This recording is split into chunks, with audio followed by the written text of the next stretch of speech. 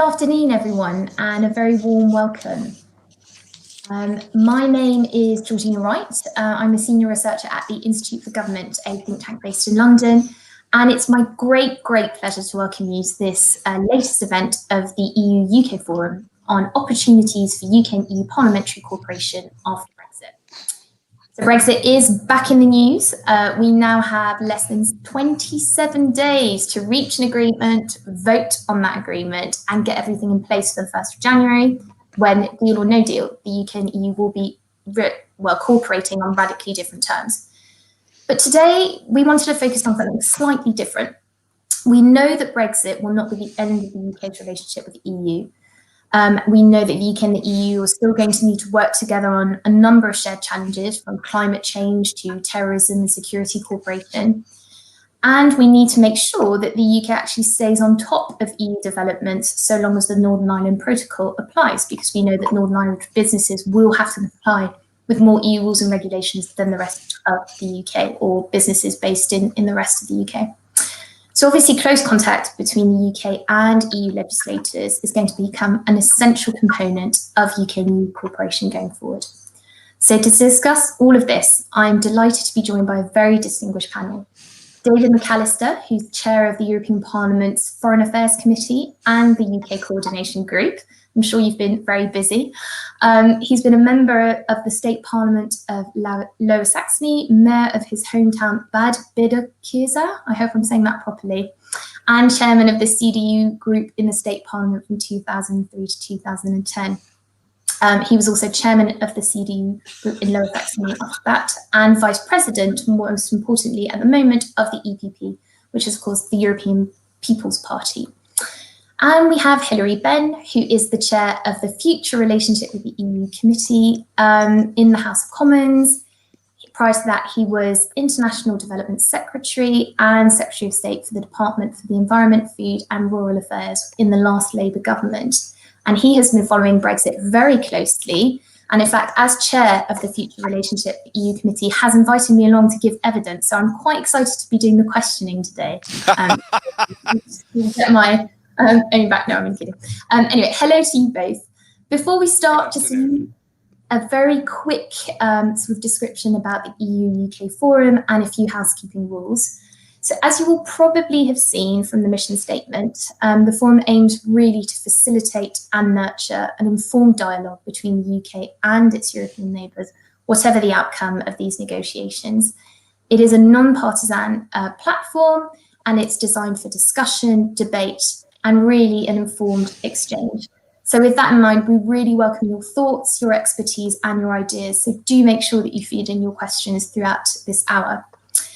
Finally, some housekeeping rules. The event is being live streamed, and there will be a recording available for all our members on the EU-UK Forum social media platforms, should you wish to watch this all over again next week. And as I said, we're very keen to hear what you have to think. There is a chat function called the stage chat, so please do feed in your questions, and there's a Q&A monitor who'll make sure that I do see them. If you need any further information, you can also type in the chat box any questions you may have. Right, that's enough from me. We have about 50 minutes, so let's get the discussion underway. So I thought perhaps we could start off with how things are going right now, because we can't really talk about the future without understanding what has changed since 2016. So maybe, David, I can start with you. How, in your view, has cooperation changed between the UK and the EU parliaments over the past 4 years?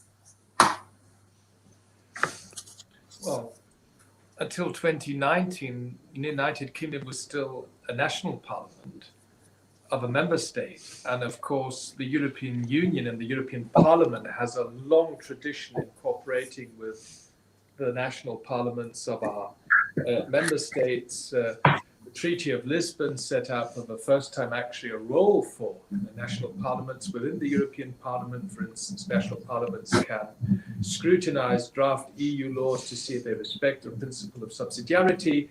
They can participate in the revision of EU treaties or take part in the evaluation of EU policies on freedom, security, and justice. And there is a wide range of cooperation in the European Parliament with national parliaments. For instance, the Foreign Affairs Committee that I chair has an interparliamentary conference twice a year where we sit down together with the members of the Foreign Affairs and Defence committees in the national parliaments.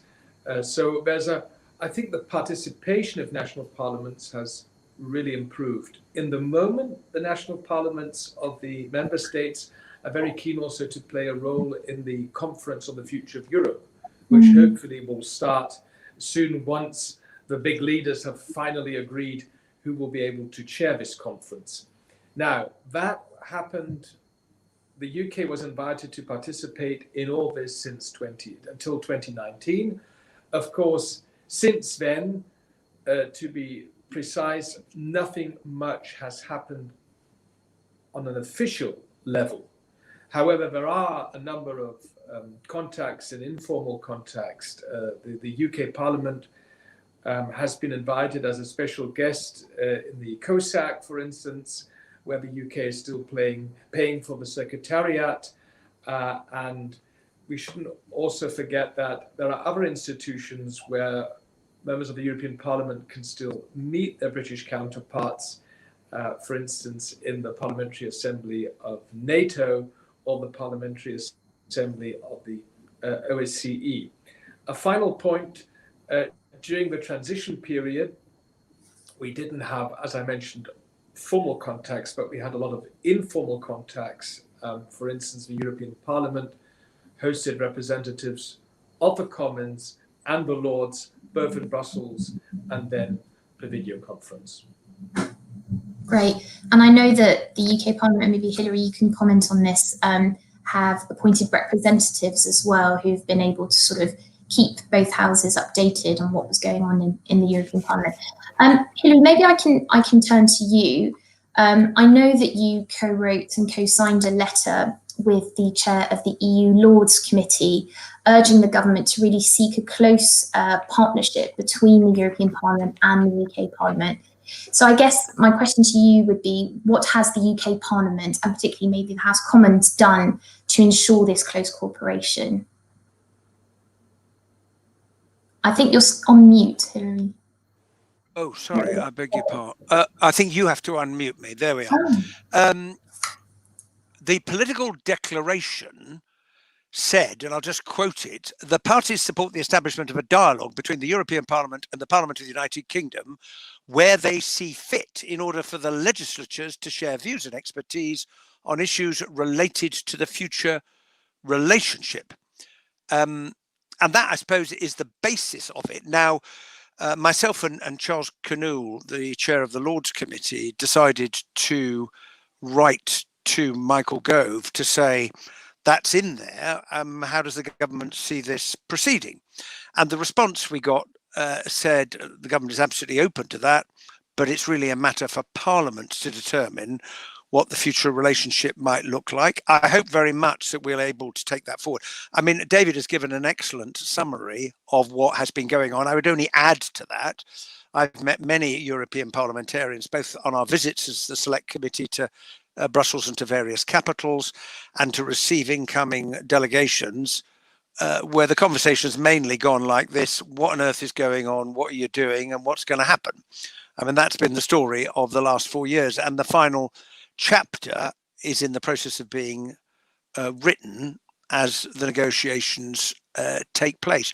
What is absolutely clear, Georgina, is that this will not be the end, whether there is a deal, which I hope very much there is, or no deal, which from my point of view would be disastrous for everybody. There will be so many things for us to continue to talk about with the European Union, the UK and the EU as sovereign entities, but for us as parliamentarians to discuss, because it seems to me once these negotiations are out of the way and we see what happens in practical terms from the 1st of January at the borders, will there be disruption, whatever, the question changes from Brexit, what's going to happen, what will it mean, to this really big one. It's happened, it's over, we've left. What kind of relationship does the EU want to have with the United Kingdom in the future, above and beyond the terms of any trade agreement? And what kind of relationship does the UK want to have with its biggest trading partners, its closest friends and neighbours, and those with whom it has worked very closely over the years on defence, security and foreign policy cooperation? So it becomes a different question. And the interesting political challenge is, will Brexit politics in the United Kingdom have played its way out? Because those who wanted Brexit will have won and got what they wanted. The question then becomes, all right, you've got your sovereignty. By the way, we never lost our sovereignty, but that's a debate for another time. What are you going to do with it when it comes to this very, very important relationship? And I hope that we do establish formal means of cooperating between the two parliaments, and also will carry on with the many informal collaborations and indeed friendships that have been built up over a very long period of time. Great, and I know we've had a number of questions come in on sort of how that might work, and I will come back to that in a minute, but I'm going to maybe pick up on what you were saying, Hilary, and ask you, David, do you think the European Parliament has done much thinking? Obviously, you published a resolution on sort of UK-EU cooperation, all the things that you hoped that you could continue working with the UK on. But if I were to ask you sort of what top issues do you think the UK and the EU Parliament should be discussing next year, deal or no deal, what would those be? There will be so many issues to discuss because we're starting a whole new phase of cooperation between the European Union and its 27 member states and the United Kingdom. And it's important that we include a parliamentary dimension to the overarching governance framework. If you have a look at the different relations the European Parliament has with parliaments of non-EU countries, you will see that we try to have a cooperation with almost all democratic parliaments around the world, and also in a number of multilateral assemblies. Some of our interparliamentary meetings, which are well established, have a basis in the EU treaties with a third country. This is, for example, the case for the EFTA countries, the candidate countries, or the countries that have an association agreement, just to name a few. So we will have to decide what could be the best possible parliamentary cooperation with the UK to hold exactly this future dialogue. Hilary mentioned, indeed, the political declaration itself has a reference to the setting of a dialogue between the European Parliament and the UK Parliament. And we have also mentioned this in our parliamentary resolutions on the ongoing EU-UK negotiations, and it was also a part of the EU negotiating mandate. Now, many ideas have been put forward. I believe a parliamentary partnership assembly, something like that, I think would be the best possible framework. But whatever framework it is, more important is to establish a dialogue that will permit us to closely work on all the common issues. And I mean, the range is so big. I mean, we're all in this together. So I think there will be enough issues parliamentarians can discuss. A final point, one form of cooperation which might also be interesting is the cooperation we have with the United States House of Representatives. There's a format called the Transatlantic Dialogue. I myself am a member of the EU parliamentary delegation with the Parliament of Serbia, because Serbia is a candidate country. We meet once or twice a year. That is quite effective, but I think there are still other options where we could work even more effectively. And actually, we had a question from Adam Isaac, who is a head of unit in the European Parliament, asking exactly about that, the EP's delegation for relations with the US and what lessons could be drawn from that. I guess, Hilary, it takes two to tango, really. And, you know, David's talking about examples that the European Parliament has with other parliaments across the world. But in your sense, is is Westminster actually interested in deeper level of cooperation? And is that possible if the government has indicated that actually it does want to looser relationship with the EU? Well, that's a really interesting question, because, and it comes back to the politics of this, because there are those who have supported Brexit whose approach is, we want to get out of this relationship, and maybe unspoken is, and have as little to do with our neighbours in future. Which is why I made the point in answer to your first question: how will the politics of Brexit play out once the goal that those who campaign for it has been fully achieved? But look, I think we just have to approach this with a rational and a sensible frame of mind. I mean, David has set out, and I agree with him completely, there will be so many things for us to talk about. How the deal that we have negotiated, if that's what happens, is working. What's happening with the Northern Ireland Protocol? Because don't forget, although the negotiations that are taking place at the moment will have some impact on the way in which trade between GB and Northern Ireland works, it's not the complete answer, and we're waiting on white smoke, not just from the room in which David Frost and Michel Barnier are ensconced, but also from the joint committee. Because you take something as big and practical as what is a good at risk that comes into Northern Ireland of then going into the Republic and the rest of the EU, that is not currently defined. And that leaves a lot of traders saying, well, I've no idea what kind of arrangements I'm meant to be working to come the 1st of January. And then there will be the things that I hope people will realise, well, we've got some agreement for the future with the EU, but there's a number of things that haven't yet been agreed. Can we start talking about that? What should they be? And then I think lastly are the really the big issues, and climate change, David's already alluded to. I just know from my own experience as the cabinet minister who led the UK delegation to the climate change negotiations in 2007, I know how powerful it was when the EU turned up collectively and said, right, this is what we're prepared to put on the table by way of a commitment. What are you prepared, the rest of the world, to contribute? Because the COP next year and all of the subsequent negotiations are going to depend on countries doing their bit, which means having a plan demonstrating how our emissions are going to be reduced, because that acts as a spur to others to reduce theirs, and therefore close cooperation on things like that, because we've worked together so much in fighting climate change. Never mind foreign policy. How do we deal with Russia, for example, where the UK has done things, Europe has done things, we've worked together. And of course, a more powerful united message from the countries of Europe, whether they're in the European Union or not in the European Union, is much more effective to President Putin, for example, than a message and voices which are dissipated.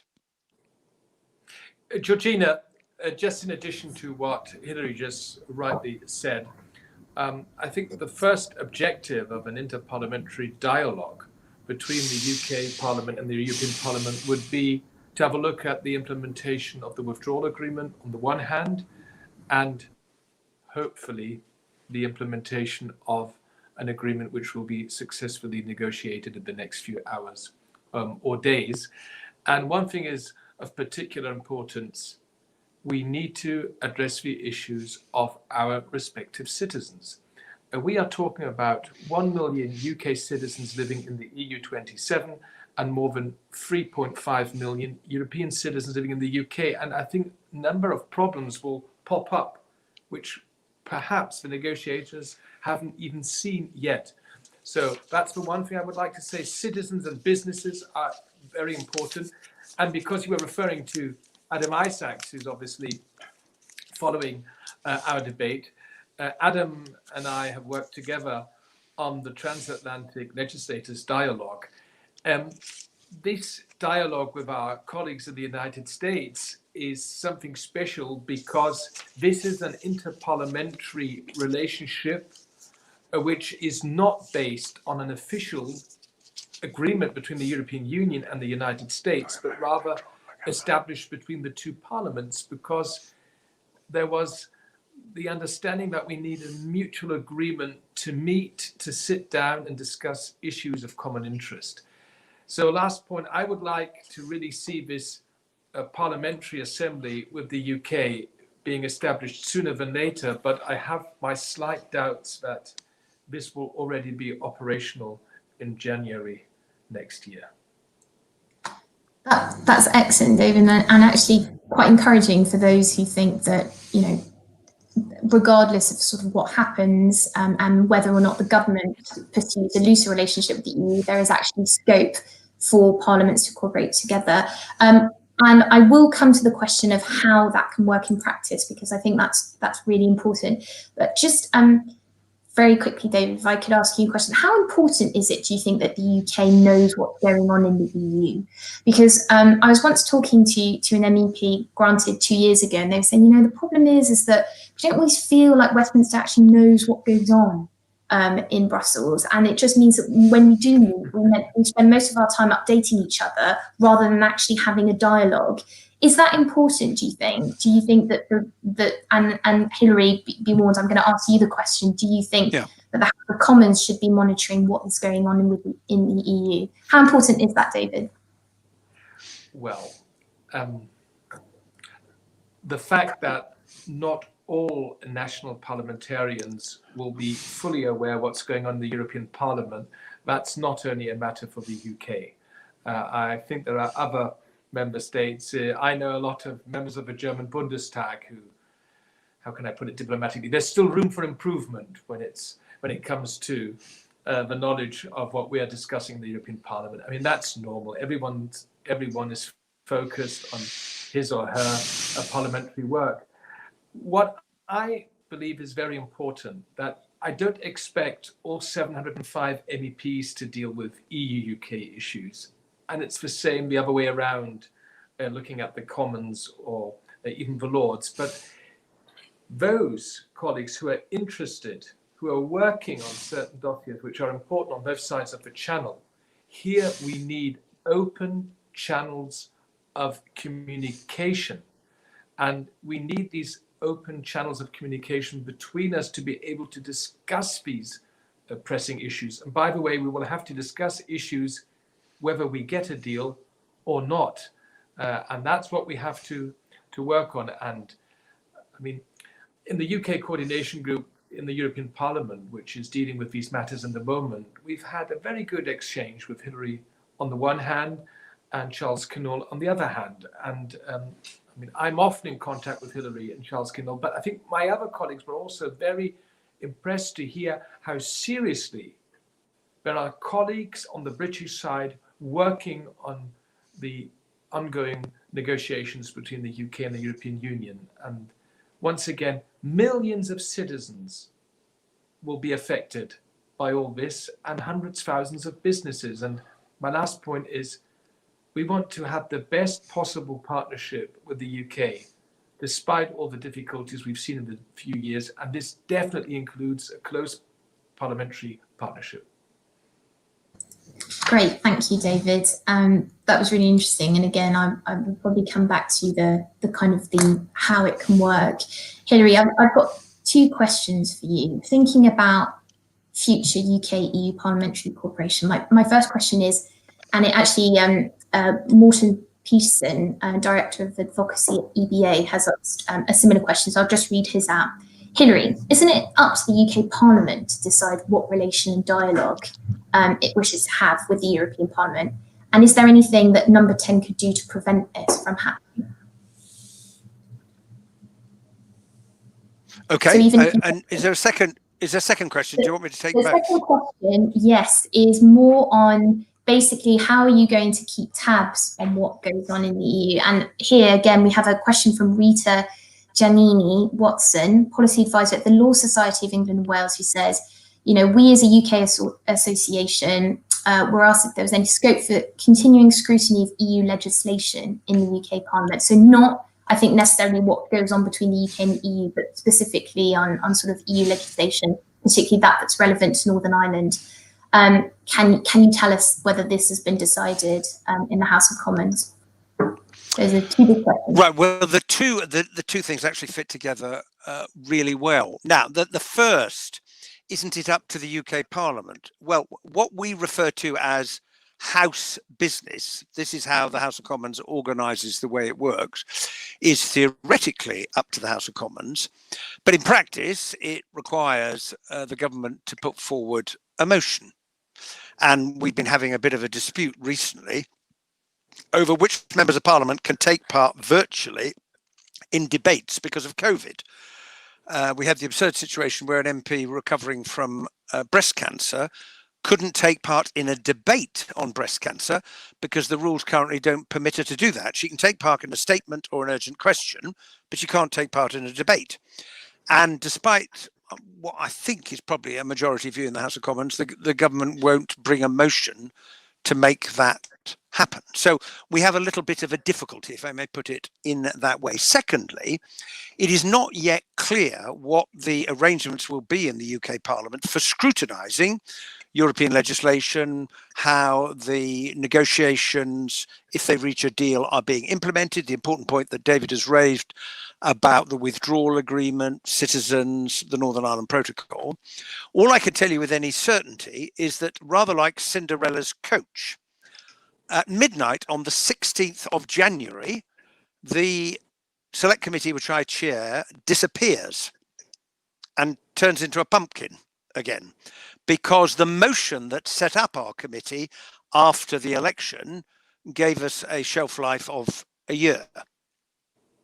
So we won't be there after the 16th of January. The question then for Parliament is, since I'm very clear in my mind, whoever does it, that there will be a hugely important role for continuing to scrutinise from a Parliament point of view all the things we've been discussing so far this afternoon. How is that going to be done? Now, we took some evidence actually as the Select Committee this week on that subject, and depending on what the members want, we might have some advice to give to the House of Commons before we come to an end. But there will have to be something, because what happens in Europe has a huge effect on what's happening in the UK. And like a lot of the industries, and we just had the question from a colleague from the Law Society, well, they will be wanting to keep a very close eye on what's happening and also seeking to influence what takes place, because what happens in Europe is going to have an impact on us here in the UK. There's the stuff to do with the deal, and then there's other things, the setting of standards, what that's going to mean for financial services or the transfer of data, because there are a number of areas in which it's going to be a regulatory decision, particularly data. That is a regulatory decision for the Commission. It is not something that is a part of the negotiations, and yet it will have huge implications for European businesses and indeed for British businesses who, as we speak today, are transferring huge amounts of data about their respective citizens. Absolutely, and that sort of brings us neatly into sort of the next cluster of questions that I wanted to ask, which is, obviously this isn't just about the EU, European Commission and the UK government, between the EU Parliament and the UK Parliament. There is obviously going to be lots of close contact between businesses as well on both sides and civil society actors. I guess my question to you, David, perhaps is, how can both parliaments work together to ensure that businesses and civil society are involved, or at least heard, in these dialogues that you're having and these conversations you're having with each other? First of all, at a very early stage after the UK had left the European Union, there were already calls in the European Parliament to establish a parliamentary assembly. I remember that I wrote a letter to President Sassoli, I think 3 or 4 days after the United Kingdom had unfortunately left the European Union. And already in our first resolution as European Parliament in the middle of February, we proposed to establish a parliamentary assembly. And what I have here is that in the draft text of the agreement on our future relationship with the UK. So this is the draft text from the Commission side. It says, quote, "A parliamentary partnership assembly is hereby established. It shall be a forum for members of the European Parliament and of the Parliament of the United Kingdom to meet and exchange views. It shall meet at intervals which it shall itself determine.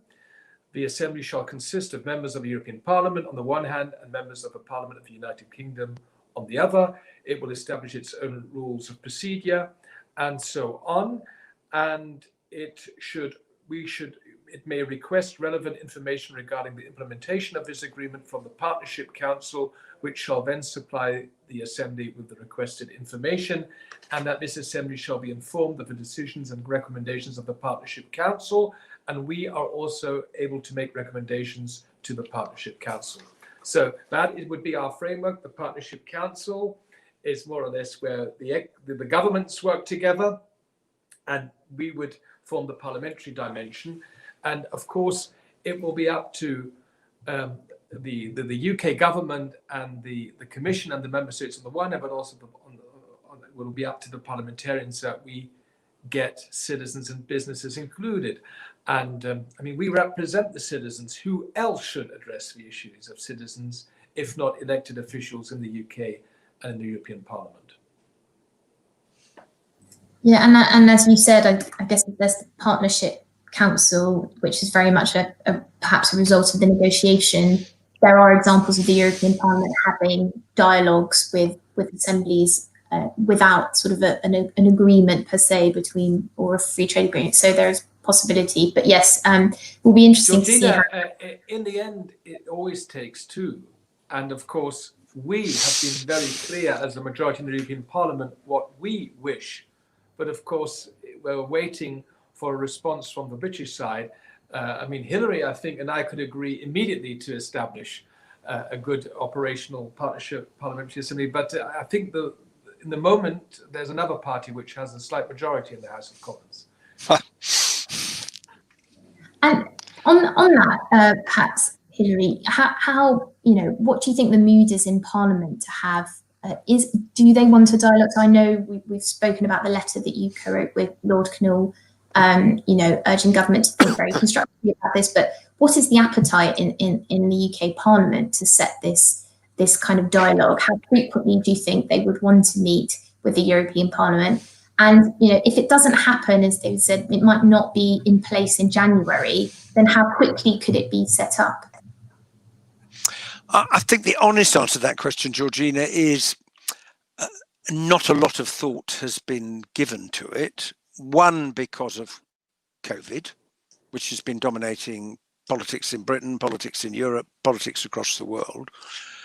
Secondly, because insofar as and a lot of members think a great deal about the consequences of Brexit in the negotiations, everyone is waiting with bated breath to see what the outcome of the talks are, what's going to happen in the joint committee. And a future relationship, which I mean, David and I certainly agree on, is needed and a sensible step. That isn't quite where everybody is at the moment. Now, that's why I said right at the beginning, once those things are concluded, then I think we have to turn our attention to the future relationship. And that, of course, must include the future relationship between the two parliaments. And I also think as people come to see that decisions that are taken in Europe, in the EU, continue to have an impact on the United Kingdom, on businesses. After all, if you're trading with the EU and the standards for a product change, if you want to continue to export, you're going to have to meet the standard. Now, that's not unusual because that happens with countries all the way around the world. But businesses will then probably say, well, we need to keep a close eye on what's happening insofar as we can influence in what we think is a sensible or a positive direction. Then parliamentarians, given the role that we have got, will, in my view, want to be part of that. But it may take a little time, I think, to reach that point. And David is right that it is not going to be up and running on the 1st of January. And that's also leads in very nicely to a question we've received from Richard Belfield, from Richard Belfield Advisory Services, who says, if we take the UK-EU relationship at next level down and we look at regulation, what scope is there for sort of open communication on regulatory development? Because obviously a lot of, if British businesses want to continue exporting to the single market, they're going to have to meet EU rules and regulations. Now, we know there are a number of global forums, WTO, the Basel Committee, where this can happen, where you could be talking, but that would be mostly presumably at the political level, the government or civil servants. What could a regulatory dialogue look like between the UK Parliament and the EU Parliament? And would that need to be separate from a sort of foreign policy dialogue? Do you put everything together? How would that work? Maybe, David, one for you, given your experience of sort of interparliamentary dialogues. What scope is there for a regulatory dialogue? Well, I think most of the regulatory dialogue will happen at the level of the executive. This is something where the Commission on the one hand and the UK government on the other hand will have to discuss, for instance, all the issues around the level playing field, what exactly belongs to the level playing field, what rules have been imposed on both sides, how they're going to be implemented, what are retaliation measures. I don't know on a parliamentary basis where the European Parliament would discuss this in an interparliamentary assembly. But of course, the necessary legislation then on both sides would have to be adopted in the European Parliament on the one hand, the national parliaments of the member states, and the UK Parliament on the other hand. And that's interesting because at the Institute of Government, we did a piece of work on how the UK can try and influence the EU after Brexit. And one of the things we heard from businesses was very much they plan to continue not lobbying, but engaging members of the European Parliament on regulation specifically. So, yeah, I think a lot of British will now rediscover Brussels, rediscover the European Union, and rediscover the European Parliament. Already, I'm quite surprised to see how big the interest all of a sudden is in the European Parliament, bigger than perhaps in the 46 years where the UK was a member of our family of nations. Now for instance, the Express, they report every day about what's going on in the European Parliament. But I'm not sure if anyone reads the Express participating today, but I read it online. Hilary, do you want to go on? Yes, I was just going to add that. I mean, you asked about regulatory consultation. There will be European trade bodies that will be representing manufacturers in the EU and outside of the EU, including the UK, and they will be seeking to influence the shape of legislation, both when the Commission is preparing it and when it's going through the decision process. But David makes a really important point, because previously businesses in the UK would principally seek to influence what was happening through the UK government, as draft directives were coming to the Council of Ministers, and then afterwards, yes, seeking to influence the European Parliament if it looked that it was going to be changed in, from their point of view, a positive or not so positive direction. But that first line of influence and lobbying isn't going to be available in the same way, because we've left. And I'm very interested to hear what David says about people suddenly waking up fully to the importance of the European Parliament in the decision-making process in the EU. And as you're right, David, I think there's definitely been a big learning curve across the UK about what the EU is, and there isn't one. It's not a unitary body. There are actually lots of different players in the EU, and it's been quite interesting to watch. I think it's really important now that we turn to sort of the role of the devolved administrations. We've had a question on this directed to David, but maybe Hilary, I can start with you first. If you're thinking about UK Parliament, EU Parliament dialogue, assembly, joint parliamentary committee, whatever you want to call it. Is the UK Parliament thinking seriously about how it's going to involve the devolved assemblies at all, or would that be separate? Now, that is a really interesting question, Georgina. And since the UK Parliament has not even begun to address how a parliamentary relationship in future would work, the honest answer is we haven't even thought about that yet. Secondly, as you know, relationships are a bit interesting on a number of subjects. Now, the four parts of the United Kingdom have tried to work together very closely on tackling COVID, but you see different approaches in each of the constituent parts. There was that famous moment where Wales announced that people couldn't cross the border, and people said, sorry, does the Welsh government have the power to stop people coming into Wales? And the answer was, yes, it does, as a public health measure. So it's also brought home to people the full meaning, in some senses, of the devolution settlement. And then there is the continuing row about the internal market bill. There's the bit that relates to the withdrawal agreement, and that bill is coming back from the Lords next week in the House of Commons. My view has always been, if there is a deal, and provided that the joint committee reaches what the UK government regards as a sensible decision about how to apply those elements of the Northern Ireland Protocol, that the offending clauses would disappear into the mist. But there's the other question of the common frameworks and the way in which the United Kingdom operates in future. And that's been a really big issue when it comes to future trade relationships. Now, for this reason, that there is a bit of a point here. If the UK is negotiating with another country in the world and then says towards the end of the negotiation, by the way, did we point out that although we've reached agreement on this, that is with England, and it may or may not apply, in Scotland or in Wales. And that is a problem when you're negotiating as a single country.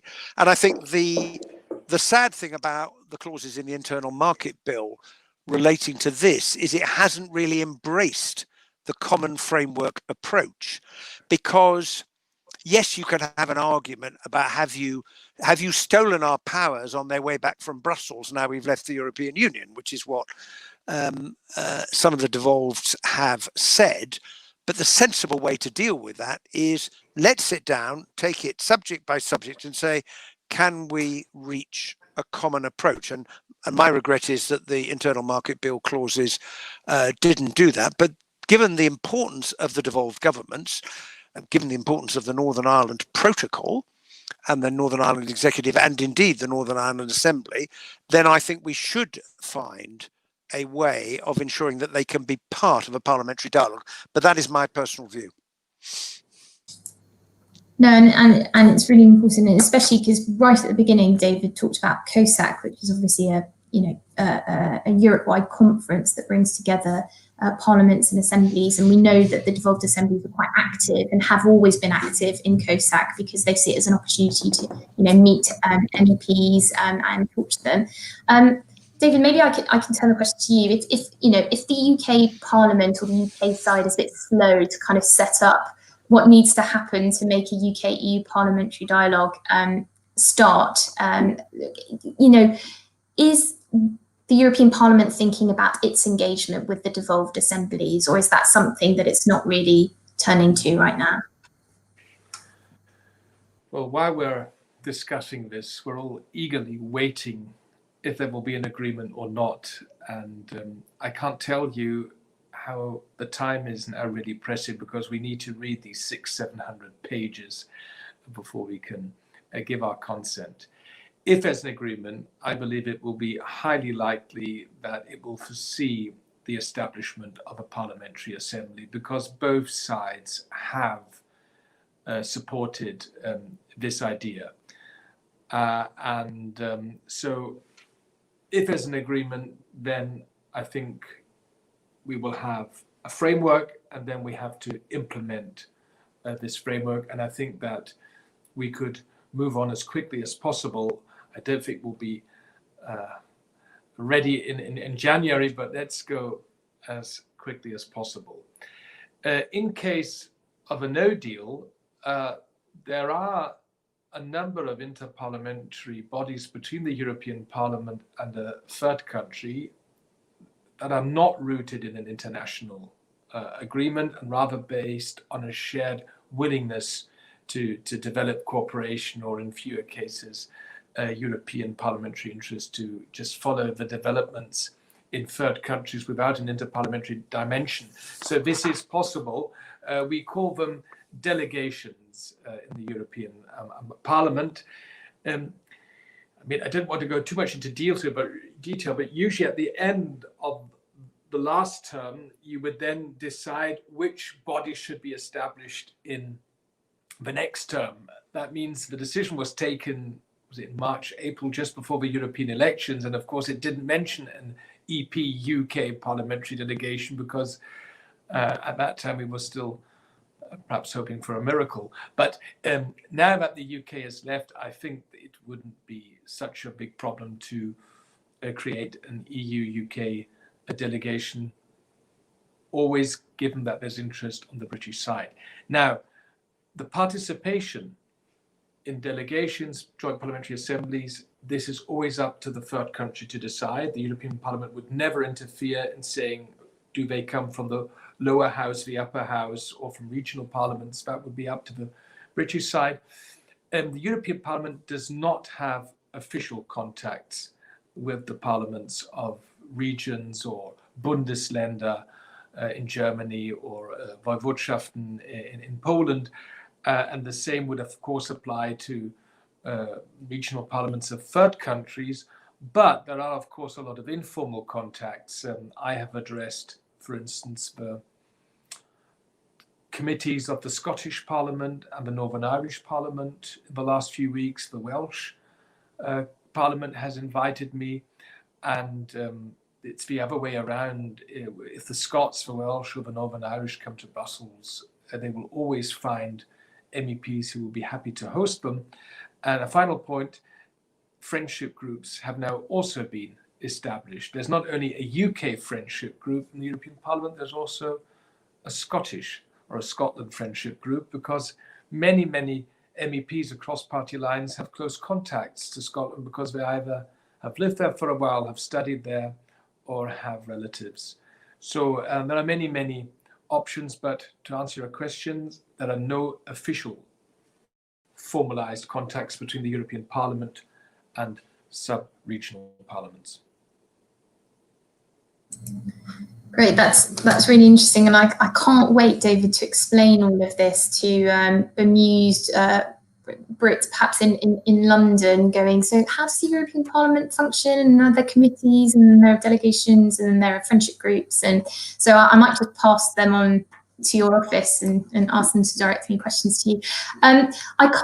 We've got about sort of 5 minutes left before we wrap up. And we can't not talk about no deal. We know that both sides are still negotiating, obviously, but there is a lot that needs to happen between now and the end of the year. And obviously, David, you've spoken on airwaves as well. I heard you recently on the radio saying the European Parliament's very concerned about not having time to scrutinise the deal. But thinking about the topic of our conversation, what do you think leaving the transition period without a deal would mean for UK and EU parliamentary cooperation? We know it might not be up and ready, regardless of whether there's a deal or not, but how difficult, or how, would that complicate things in you having sort of an open dialogue and a regular dialogue? Well, as I just mentioned, if there's an agreement, I'm pretty sure that they will mention a parliamentary dimension, and there will be some kind of a point on a Parliamentary Partnership Assembly. If not, then there's no agreement, and then it's up to us.